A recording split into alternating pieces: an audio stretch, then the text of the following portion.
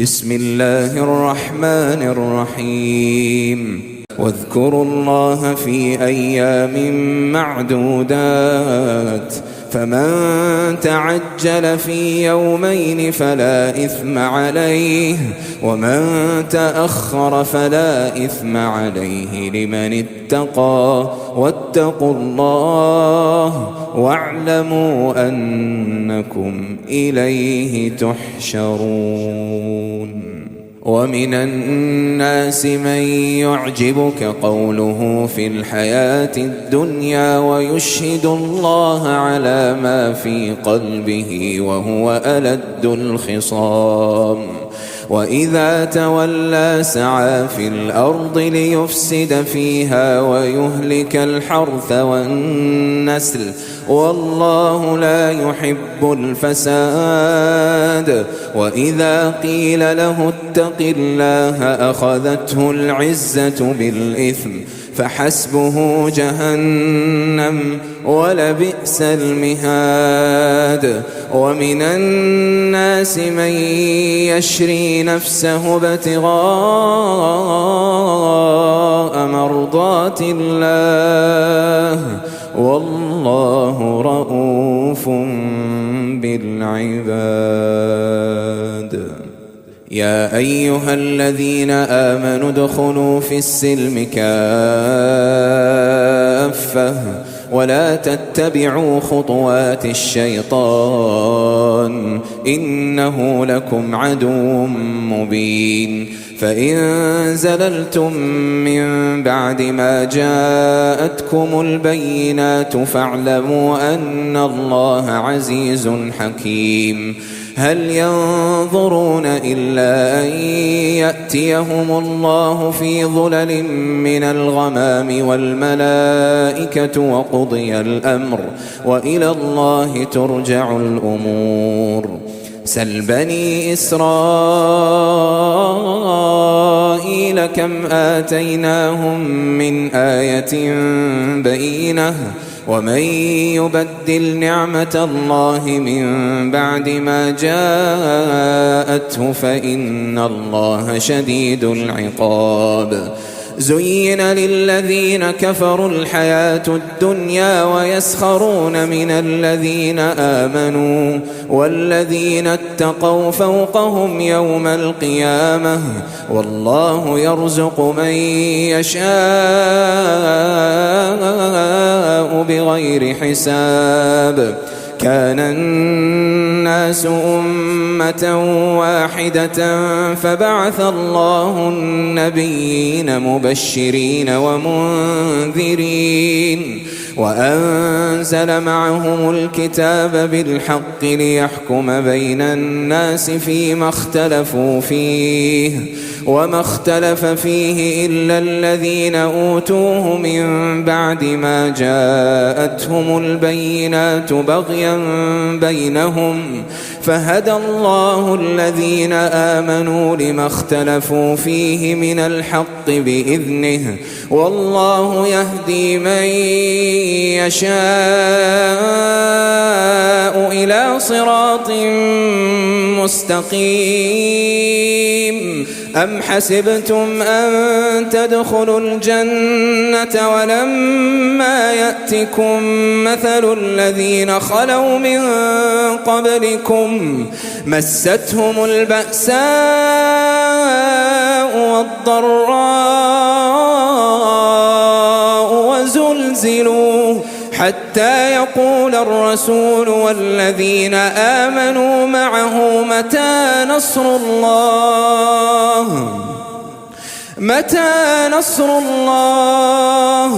ألا إن نصر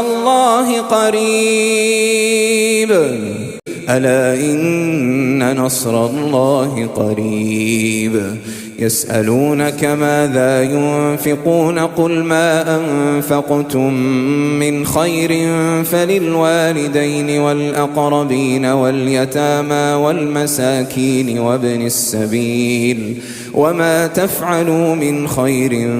فإن الله به عليم. كتب عليكم القتال وهو كره لكم وعسى أن تكرهوا شيئا وهو خير لكم وعسى أن تحبوا شيئا وهو شر لكم والله يعلم وأنتم لا تعلمون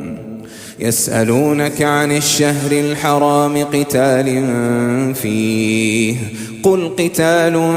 فيه كبير وصد عن سبيل الله وكفر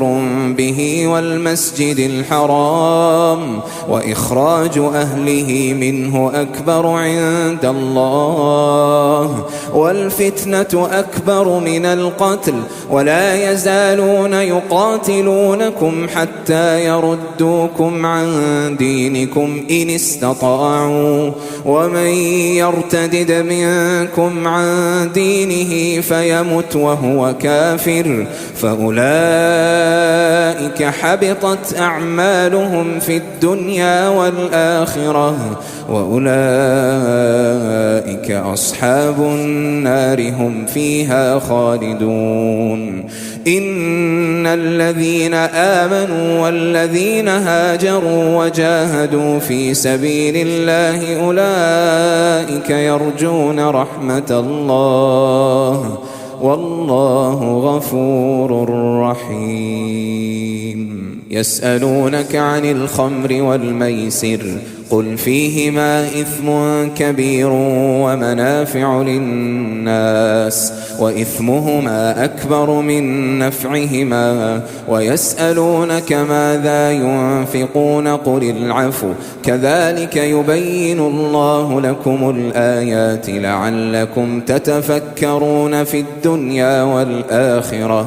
ويسألونك عن اليتامى قل إصلاح لهم خير وإن تخالطوهم فإخوانكم والله يعلم المفسد من المصلح ولو شاء الله لأعنتكم إن الله عزيز حكيم ولا تنكحوا المشركات حتى يؤمن ولأمة مؤمنة خير من مشركة ولو أعجبتكم ولا تنكحوا المشركين حتى يؤمنوا ولعبد مؤمن خير من مشرك ولو أعجبكم أولئك يدعون إلى النار والله يدعو إلى الجنة والمغفرة بإذنه ويبين آياته للناس لعلهم يتذكرون ويسألونك عن المحيض قل هو أذى فاعتزلوا النساء في المحيض ولا تقربوهن حتى يطهرن فإذا تطهرن فأتوهن من حيث أمركم الله إن الله يحب التوابين ويحب المتطهرين نساؤكم حرث لكم فأتوا حرثكم أنا شئتم وقدموا لأنفسكم واتقوا الله واعلموا أنكم ملاقوه وبشر المؤمنين ولا تجعلوا الله عرضة لأيمانكم أن تبروا وتتقوا وتصلحوا بين الناس والله سميع عليم لا يؤاخذكم الله باللغو في أيمانكم ولكن يؤاخذكم بما كسبت قلوبكم والله غفور حليم للذين يؤلون من نسائهم تربص 4 أشهر فإن فاءوا فإن الله غفور رحيم وإن عزموا الطلاق فإن الله سميع عليم والمطلقات يتربصن بأنفسهن 3 قروء ولا يحل لهن أن يكتمن ما خلق الله في أرحامهن إن كن يؤمن بالله واليوم الآخر وبعولتهن أحق بردهن في ذلك إن أرادوا إصلاحا ولهن مثل الذي عليهن بالمعروف وللرجال عليهن درجة والله عزيز حكيم. الطلاق 2 فإمساك بمعروف أو تسريح بإحسان ولا يحل لكم أن تأخذوا مما آتيتموهن شيئا إلا أن يخافا ألا يقيما حدود الله فإن خفتم ألا يقيما حدود الله فلا جناح عليهما فيما افتدت به تلك حدود الله فلا تعتدوها ومن يتعد حدود الله فأولئك هم الظالمون. فإن طلقها فلا تحل له من بعد حتى تنكح زوجا غيره فإن طلقها فلا جناح عليهما أن يتراجعا إن ظنا أن يقيما حدود الله وتلك حدود الله يبينها لقوم يعلمون. وإذا طلقتم النساء فبلغن أجلهن فأمسكوهن بمعروف أو سرحوهن بمعروف ولا تمسكوهن ضرارا لتعتدوا ومن يفعل ذلك فقد ظلم نفسه ولا تتخذوا آيات الله هزوا واذكروا نعمة الله عليكم وما أنزل عليكم من الكتاب والحكمة يعظكم به واتقوا الله واعلموا أن الله بكل شيء عليم. وإذا طلقتم النساء فبلغن أجلهن فلا تعضلوهن أن ينكحن أزواجهن إذا تراضوا بينهم بالمعروف ذلك يوعظ به من كان منكم يؤمن بالله واليوم الآخر ذلكم أزكى لكم وأطهر والله يعلم وأنتم لا تعلمون. والوالدات يرضعن أولادهن حولين كاملين لمن أراد أن يتم الرضاعة وعلى المولود له رزقهن وكسوتهن بالمعروف لا تكلف نفس إلا وسعها لا تضار والدة بولدها ولا مولود له بولده لا تضار والدة بولدها ولا مولود له بولده وعلى الوارث مثل ذلك فإن أرادا فصالا عن تراض منهما وتشاور فلا جناح عليهما. وإن أردتم أن تسترضعوا أولادكم فلا جناح عليكم إذا سلمتم ما آتيتم بالمعروف واتقوا الله واعلموا أن الله بما تعملون بصير. والذين يتوفون منكم ويذرون أزواجا يتربصن بأنفسهن 4 أشهر و10، فإذا بلغن أجلهن فلا جناح عليكم فيما فعلن في أنفسهن بالمعروف، والله بما تعملون خبير. ولا جناح عليكم فيما عرضتم به من خطبة النساء أو أكننتم في أنفسكم، علم الله أنكم ستذكرونهن ولكن لا تواعدوهن سرا إلا أن تقولوا قولا معروفا، ولا تعزموا عقدة النكاح حتى يبلغ الكتاب أجله،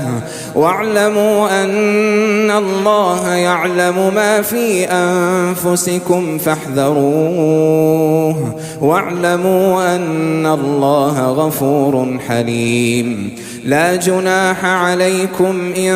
طلقتم النساء ما لم تمسوهن أو تفرضوا لهن فريضة،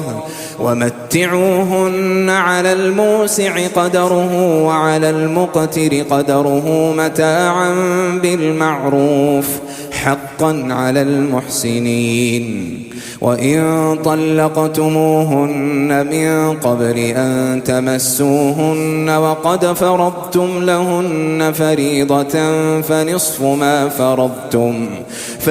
ما فرضتم إلا أن يعفون أو يعفو الذي بيده عقدة النكاح، وأن تعفوا أقرب للتقوى، ولا تنسوا الفضل بينكم، إن الله بما تعملون بصير. حافظوا على الصلوات والصلاة الوسطى وقوموا لله قانتين، فإن خفتم فرجالا أو ركبانا، فإذا أمنتم فاذكروا الله كما علمكم ما لم تكونوا تعلمون. والذين يتوفون منكم ويذرون أزواجا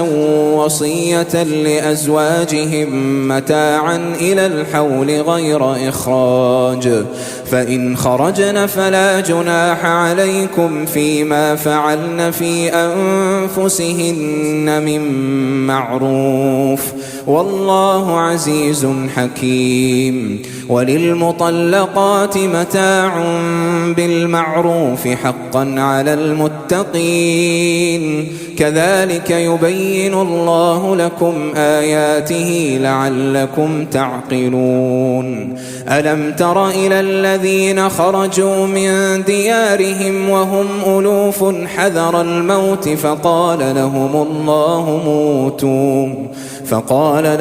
الله موتوا ثم أحياهم، إن الله لذو فضل على الناس ولكن أكثر الناس لا يشكرون. وقاتلوا في سبيل الله واعلموا أن الله سميع عليم. من ذا الذي يقرض الله قرضا حسنا فيضاعفه له أضعافا كثيرة، والله يقبض ويبسط وإليه ترجعون. ألم تر إلى الملأ من بني إسرائيل من بعد موسى إذ قالوا لنبي لهم ابعث لنا ملكا نقاتل في سبيل الله، قال هل عسيتم إن كتب عليكم القتال ألا تقاتلوا، قالوا وما لنا ألا نقاتل في سبيل الله وقد أخرجنا من ديارنا وأبنائنا فلما كتب عليهم القتال تولوا إلا قليلا منهم والله عليم بالظالمين. وقال لهم نبيهم إن الله قد بعث لكم طالوت ملكا قالوا أنى يكون له الملك علينا ونحن أحق بالملك منه ولم يؤت سعة من المال قال إن الله اصطفاه عليكم وزاده بسطة في العلم والجسم والله يؤتي ملكه من يشاء والله واسع عليم. وقال لهم نبيهم إن آية ملكه أن يأتيكم التابوت فيه سكينة من ربكم وبقية مما ترك آل موسى وآل هارون تحمله الملائكة إن في ذلك لآية لكم إن كنتم مؤمنين. فلما فصل طالوت بالجنود قال إن الله مبتليكم بنهر فمن شرب منه فليس مني ومن لم يطعمه فإنه مني إلا من اغترف غرفة بيده فشربوا منه إلا قليلا منهم فلما جاوزه هو والذين آمنوا معه قالوا لا طاقة لنا اليوم بجالوت وجنوده قال الذين يظنون أنهم ملاقو الله كم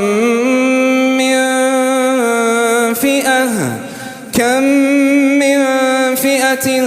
قليلة غلبت فئة كثيرة بإذن الله والله مع الصابرين. ولما برزوا لجالوت وجنوده قالوا ربنا أفرغ علينا صبرا وثبت أقدامنا وانصرنا على القوم الكافرين فهزموهم بإذن الله وقتل داود جالوت وآتاه الله الملك والحكمة وعلمه مما يشاء ولولا دفع الله الناس بعضهم ببعض لفسدت الأرض ولكن الله ذو فضل على العالمين. تلك آيات الله نتلوها عليك بالحق وإنك لمن المرسلين.